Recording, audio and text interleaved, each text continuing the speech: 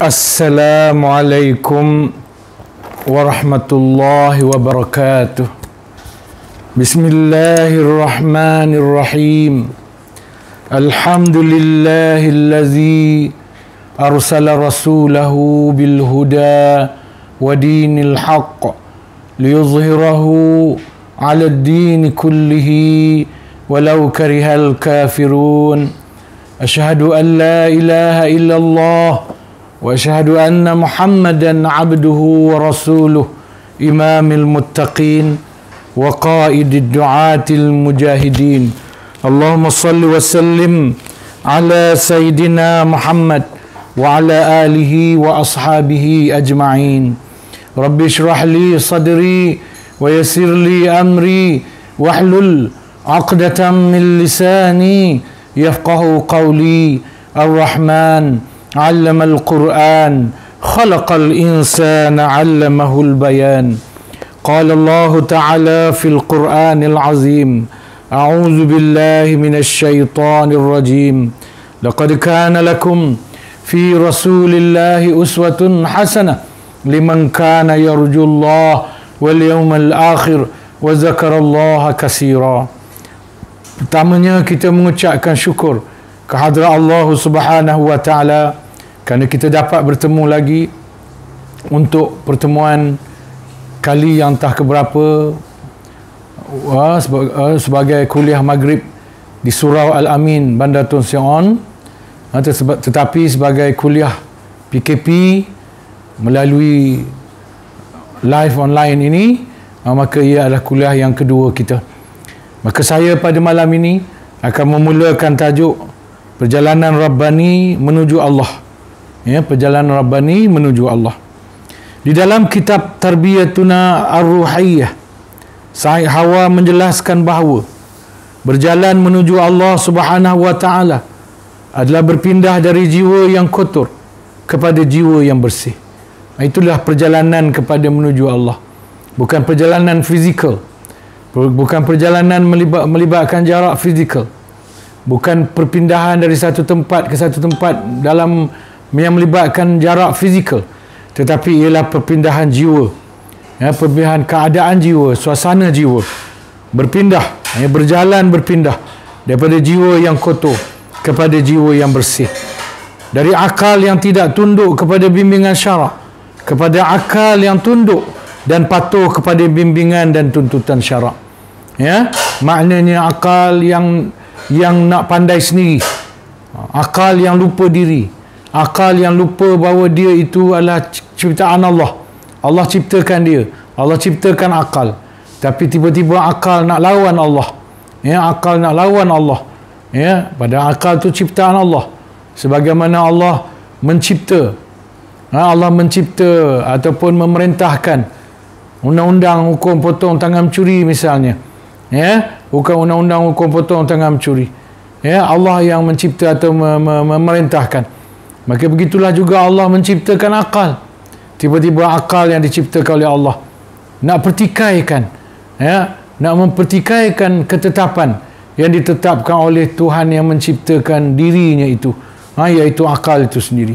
Ya, soal bagaimana perjuangan untuk dia dilaksanakan itu banyaklah kerjanya, kerana dalam konteks sebuah negara, pelaksanaan hukum Allah ini diperlu pada prosedur-prosedur tertentu yang menepati kehendak perlembagaan dan undang-undang. Baik tuan-tuan, juga perpindahan perjalanan Rabbani menuju Allah ini juga perpindahan dari hati yang kafir, hati yang kafir, yang degil, hati yang munafik, hati yang berpura-pura, dan hati yang fasik, hati yang jahat.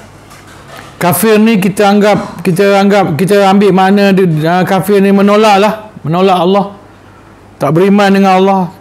Munafik ni kita ambil pura-pura, asas munafik ialah kafir juga. Tetapi dia ada dua jenis kafir, munafik intiqadi, munafik akli, munafik intiqadi, munafik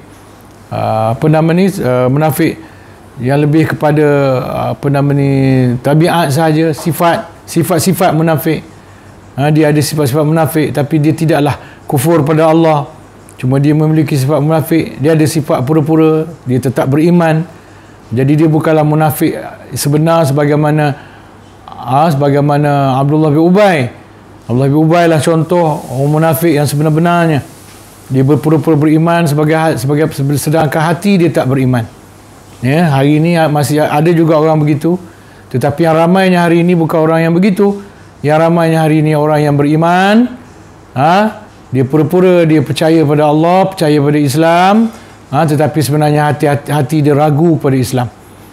Ya, mulut dia cakap dia percaya pada Islam, dia percaya pada hukum Allah, syariat Allah, tapi sebenarnya hati dia ragu. Dia lebih selesa kepada ketetapan-ketetapan selain daripada Allah SWT. Fasik pula ialah orang beriman. Dia beriman dan tak boleh pertikaikan keimanan dia, tetapi dalam masa yang sama dia melakukan maksiat. Ya, dia menderhaki, melanggar, menentang hukum Allah. Contohnya dia tak semayang. Dia tak semayang, tapi dia terima, dia tahu, dia terima, akui semayang itu hukumnya wajib. Ini fasik. Tapi kalau dia tak semayang, dia menafikan kewajipan hukum solat, ini dia dah terkeluar, dah jadi kafir atau munafik, ya, ataupun telah murtad, ya, kerana dia menolak kewajipan solat itu yang menjadi ijtima' di kalangan para ulama. Ya, hati yang sakit ni dia beriman elok, dia buat ibadat, adalah juga terlanjur buat maksiat, ya, tetapi hati dia tak sempurna sihat. Ya, hati dia tak sempurna sihat, maka perjalanan hati yang sakit ialah menuju kepada hati yang sihat. Ya, dan degil, hati yang degil, tak nak dengar perintah Allah, tak nak ikut hukum Allah, degil sungguh. Macam Allah Ta'ala kata, jangan lelaki jadi lelaki, perempuan jadi perempuan. Lelaki jangan nak jadi perempuan, perempuan jangan nak jadi lelaki. Terang dah dalam Islam, terang dah dalam syariat Islam. Benda ni jelas dah dalam hukum Islam. Hanya mereka yang dah terpesong saja yang mengatakan bahawa Allah mengizinkan LGBT, Allah mengizinkan lelaki jadi perempuan, perempuan jadi lelaki, Allah redha. Ini orang yang telah terpesong akidah mereka. Menurut akidah Islam yang disepakati oleh jumhur para ulama, yang disepakati oleh para ulama, haram. Haram lelaki jadi perempuan, perempuan menjadi lelaki. Dia tahu, dia faham, ramai dah orang tegur, ramai dah orang nasihat, tapi dia degil. Degil, hati dia degil, hati dia keras. Dia tak nak dengar nasihat orang, dia tak nak terima nasihat orang. Mungkin kerana dia banyak duit, Tuhan bagi dia duit yang banyak, bisnes dia berjaya, bisnes dia maju, dia jadi jutawan. Maka oleh kerana dia banyak duit, orang ikut dia juga, orang sokong dia juga walaupun dia salah, maka hati dia menjadi degil. Maka perjalanan menuju Allah ialah hati yang degil ini menjadi hati yang tunduk kepada Allah Subhanahu Wa Taala, ya. Maknanya degil daripada bergerak, berpindah, berhijrah, berjalan daripada satu perjalanan daripada kedegilan hati kepada hati yang tenang lagi selamat, dari roh yang menyimpang jauh dari jalan Allah dan tidak pernah mengingati serta melaksanakan tugas pengabdiannya, berjalan menuju kepada Allah, menuju kepada roh yang mengenali Allah Subhanahu Taala, yang melaksanakan segala kewajipan peribadatan kepadanya, dari jasad yang tidak dapat dikawal dengan petunjuk syarak kepada perjalanan menuju Allah juga ialah perjalanan daripada jasad yang tidak dapat dikawal dengan petunjuk syarak. Ikut dia, nak makan apa makan je walaupun dah haram, nak minum apa pun minum je walaupun dilarang oleh Allah, berzina pun ikut je. Jasad yang yang tak dapat dikawal oleh petunjuk syarak, maka berjalan menuju Allah, menuju kepada jasad yang dapat dipimpin secara sempurna oleh syariat Allah Subhanahu Wa Taala. Itulah perjalanan Rabbani menuju Allah. Perjalanan kita memperjalankan hati kita. Kita memperjalankan hati kita dekat kepada Allah. Memperjalankan hati kita daripada zon menentang Allah menuju pada zon mentaati Allah. Kita memperjalankan hati kita daripada zon mengingkari Allah kepada zon mentaati dan mematuhi perintah Allah Subhanahu Wa Taala. inti permasalahan dalam perjalanan inti permasalahan dalam perjalanan menuju Allah adalah dalam mencapai kepada al-qalbus salim. Itu inti dia, pokok dia untuk menuju kepada Allah ini ialah qalbun salim, iaitu hati yang sejahtera. Kerana dengan kebaikan dan kesejahteraan hati dicapai kebaikan dan kesejahteraan seluruh jasad. Sebagaimana selalu disebut, jasad itu adalah raja kepada hati itu adalah raja kepada tubuh badan. Kalau hati itu bagus, baguslah seluruh tubuh badan. Kalau hati itu baik, baiklah seluruh tubuh badan. Sebagaimana diriwayatkan oleh Bukhari, Ibnu Majah, Ad-Darimi dan Ahmad bin Hanbal daripada An-Nu'man bin Bashir radhiyallahu an, bahawa beliau mendengar Rasulullah sallallahu alaihi wasallam bersabda, "Inna fil jasad mudghah, idza salahat salahal jasadu kulluh, wa idza fasadat fasadal jasadu kulluh, ala wahyal qalbi." Sesungguhnya di dalam jasad terdapat segumpal darah. Jika ia baik, maka baiklah seluruh jasad. Iza salahat salahal jasadu kulluh, wa iza fasadat, dan jika ia rosak, maka fasadal jasadu kulluh, maka rosaklah seluruh jasad. Apakah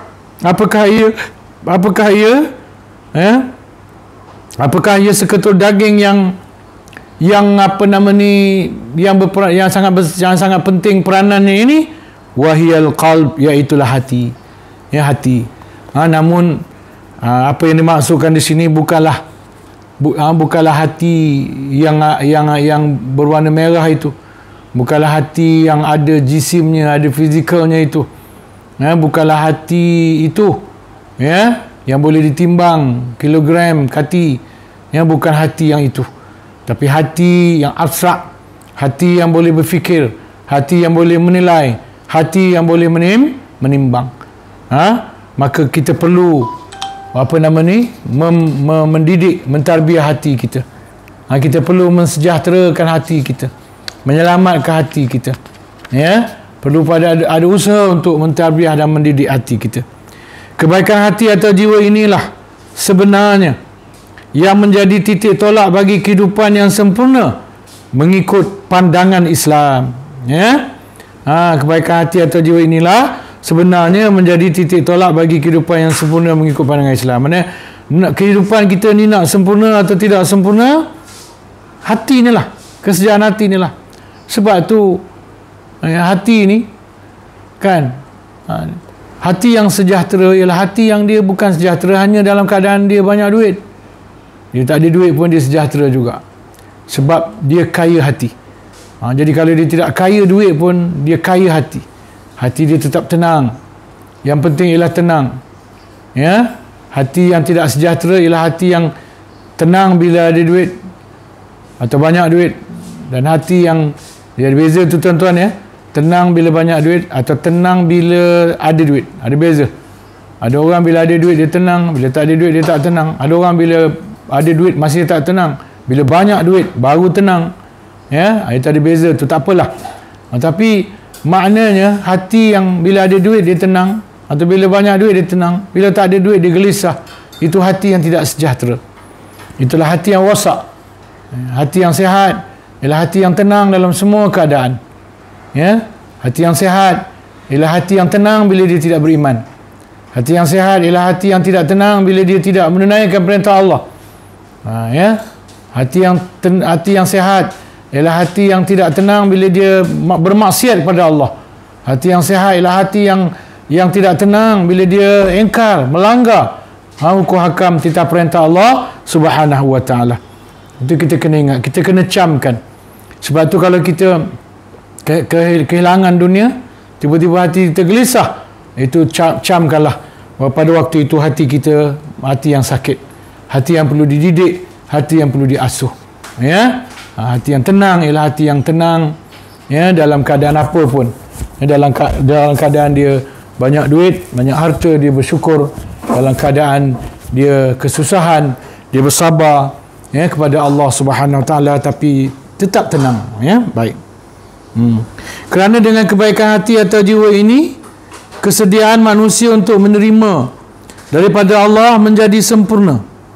Ya. Bila hati kita sejahtera, kita boleh terima apa sahaja yang Allah datangkan kepada kita. Kita akan redha. Itu dia. Jadi hati yang sejahtera ialah hati yang mudah redha dengan apa sahaja pemberian Allah.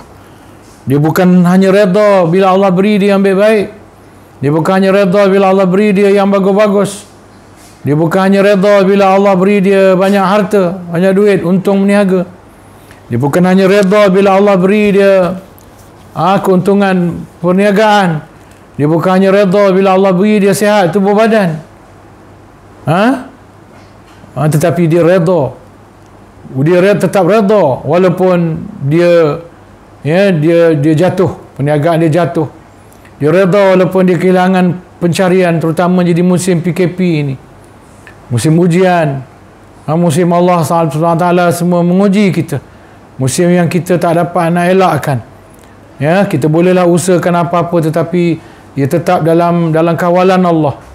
Jadi hati yang sihat, yang sejahtera ialah hati yang dia redha ketika Allah beri dia keuntungan, kekayaan atau benda, tapi hati itu tetap redha. Hati yang sihat juga hati yang tetap redha apabila Allah ambil harta daripadanya, Allah ambil dunia daripadanya. Hati yang sihat ialah hati yang redha bila hati yang sejahtera ialah hati yang redha bila dia sihat. Bila Tuhan bagi dia tubuh badan yang sihat. Hati yang sejahtera juga ialah hati yang tetap redha walaupun Allah sakitkan dia. Ya, Allah uji dia dengan kesakitan. Dia tetap redha. Ya, walaupun dia bubat, walaupun dia cuba dapatkan rawatan untuk sihat, tetapi dia tidak keluh, dia tidak kesah, dia tidak gelisah. Dia redha sementara menunggu kesembuhan Allah ataupun Allah akhirkan umurnya dengan kesakitan itu, tuan-tuan. Ya, baik. Inti perjalanan menuju Allah ialah perjalanan dengan hati atau jiwa menuju kebaikannya dan usaha mempertahankan kebaikan tersebut yang berterusan, yang disertai dengan pelaksanaan kewajipan ibadat dengan ikhlas kepada Allah sampai tibanya kematian. Ya. Perjalanan menuju Allah Ta'ala ni dia bermula dengan apa? Dengan usaha mempertahankan dengan kebaikan. Dengan melakukan kebaikan-kebaikan, termasuklah ibadah kepada Allah. Perjalanan Allah Ta'ala inilah perjalanan hidup. Perjalanan menuju Allah ni ialah apabila kita menyesuaikan kehidupan kita dengan kehendak dan kemahuan Allah. Maka kalau kita hidup dengan menyesuaikan kehidupan kita dengan kehendak dan kemahuan Allah Subhanahu Wa Ta'ala, maka itulah maksudnya kita sedang menuju kepada Allah. Ya, dan termasuklah di dalam itu ialah mengibadahi Allah, menyimpan sebanyak mungkin bekal. Dalam perjalanan ini kita menyimpan sebanyak mungkin bekal, mencari sebanyak mungkin bekal untuk hari kematian, untuk hari kita selepas mati. Ini kita kena faham, tuan-tuan. Ya. Dan yang pentingnya ialah ikhlas. Ikhlas iaitu semata-mata kerana Allah. Ya, apa yang kita buat dalam kehidupan ini kerana Allah. Ya, kita buat kebaikan kerana Allah, kita bekerja mencari nafkah kenapa? Kerana Allah. Bukan kerana nak jadi kaya, tapi kerana Allah. Ya, kerana Allah perintahkan kita menafkahi diri kita dan anak isteri kita. Dan kita kalau takdirnya, kalau dalam usaha kita berniaga ni kita kaya, kita banyak duit, maka kita ada hajat, ada azam, ada keazaman untuk menggunakan kekayaan kita untuk dibelanjakan bagi membantu Islam, bagi menolong Islam. Tansurullah yansurukum. Jika kita tolong Allah, Allah akan tolong kita. Itu kunci dia, tuan-tuan. Jangan pernah merasa rugi bila kita menolong Allah. Jangan pernah merasa menyesal bila kita menolong Allah. Sebab itu kita luruskan kehidupan kita ini dengan ikhlas. Dengan asas berbuat sesuatu kerana Allah. Itu tidak bermaksud kita meninggalkan dunia. Tidak. Itu tidak bermaksud kita menolak dunia. Sebagaimana Rasulullah sallallahu alaihi wasallam. Rasulullah sallallahu alaihi wasallam dia berperang, dan dalam perang Rasulullah SAW ada bahagian 1/5 harta rampasan perang. Rasulullah terima 1/5 itu. Rasulullah terima 1/5 itu. Begitu juga para sahabat, 4/5 daripada harta rampasan perang dibagi-bagikan di antara para sahabat. Para sahabat pun menerima, masing-masing menerima harta rampasan perang yang dibagi-bagikan itu. Apakah Rasulullah tidak ikhlas bila menerima 1/5 rampasan perang? Apakah para sahabat tidak ikhlas berjihad, berperang bila menerima pembahagian daripada harta rampasan perang? Tidak. Mereka terima itu kerana itu adalah hak mereka. Mereka terima kerana itu adalah keperluan mereka. Mereka nak hidup di atas dunia. Mereka perlukan duit, wang ringgit, harta benda untuk hidup di atas dunia. Maka ikhlas bukan bermaksud menolak dunia. Ikhlas bukan bermaksud tidak menerima dunia. Tapi ikhlas bermaksud apa yang kita buat itu kerana Allah. Kalau kita tolak duit pun kerana Allah. Kalau kita terima pun kerana Allah. Kita ambil gaji pun kerana Allah. Kita dermakan pun kerana Allah. Ya, kerana Allah. Jadi kita buat apa pun kerana Allah. Ya, asas dia, titik tolak dia kerana Allah. Ini satu perkara yang kita kena faham, dan banyak perbincangannya dalam kitab Ihya Ulumuddin. Ya. Cuma Imam Ghazali kata niat ikhlas ni dia bercampur. Ada ikhlas sungguh. Ikhlas sungguh. Ada ikhlas pula dia bercampur. Tujuan dunia pun ada, tujuan akhirat pun ada. Jadi selagi tujuan akhirat dia lebih besar daripada tujuan dunia dia, maka amalan itu diterima oleh Allah. Pahalanya setakat mana tuan-tuan? Pahalanya setakat kekuatan tujuan dunia dia tadi. Itu pahala dia. Ya, tujuan dunia dia berapa peratus? Jadi kalau tujuan dunia dia 60%, tujuan akhirat dia 40%, maka dia dapatlah pahala 60%.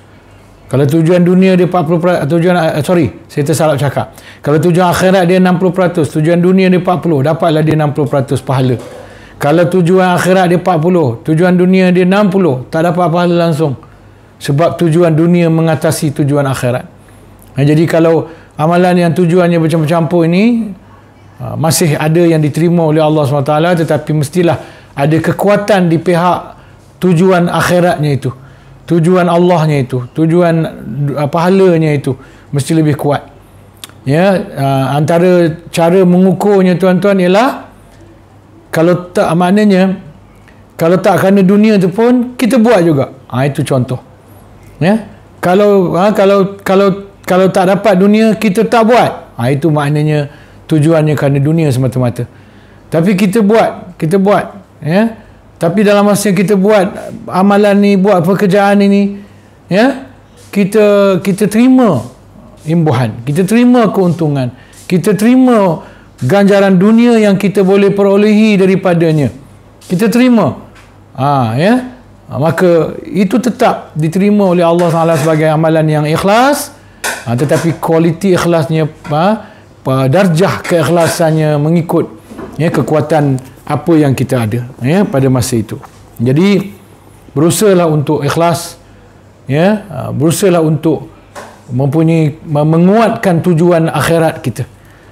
Ya, apa pun yang kita buat dalam dunia ni, apa pun, meniaga, menolong orang, ya, menyambung silaturahim, berbaik-baik dengan orang, ya, apa pun yang kita buat atas dunia ini, beribadah khususnya, khasnya, biarlah tujuan akhiratnya itu lebih besar, ya, daripada tujuan dunianya. Walaupun kadang-kadang kita tak boleh elak, ya, daripada adanya tujuan dunia itu. Ya, baik tuan-tuan. Okey, jadi saya rasa itulah yang dapat saya sampaikan. Kita setengah jam je untuk kuliah maghrib ini. Di musim-musim PKP ni kita hanya ada tinggal setengah jam saja. Jadi sekadar itulah untuk saya berikan kuliah. InsyaAllah dalam pertemuan akan datang kita jumpa lagi, menyambung bacaan kita ke atas tajuk yang sama. Ya, untuk itu jumpa lagi. Wabillahi taufiq wal hidayah.